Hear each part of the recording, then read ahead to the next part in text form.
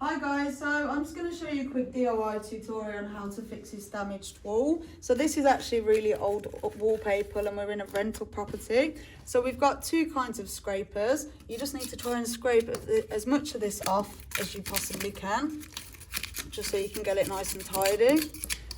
Try and use both scrapers just to get into the corners.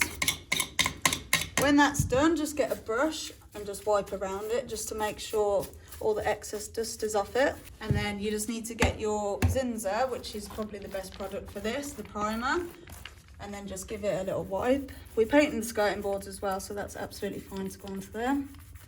This will just bond everything together so it sticks like glue when you plaster.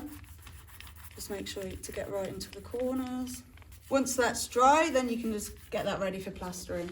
So the next step is just to add some water to your cornice cement. Just make sure you do bit by bit so there's not too much water, and just try and give it a good mix till it's a nice paste. And then you've got yourself a nice paste. Just pick up the paste and put it on your trail. So when you're plastering, you just need to start from the corner and just build it up a little bit. You don't want to get too much paste. Just drag it out just to build it up, and then just pull it out and then just smooth it. And then that is ready to sand. Always keep one side of your blade clean, and then just do the same on this side. Just build it up from the corner, and then same again here.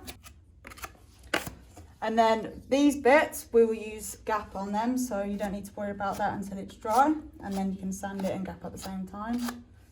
And then that's all ready to sand. So guys, once you've plastered that, once it's dry, just give it a light sand, get all of the imperfections out. Once you've done that, just give it a nice prime. Once that's dry, if you do need to go over anything at all again with plaster, just go back over that again, get it all nice and smooth, and then it'll be ready to paint. Thanks for watching. There's plenty more videos to come.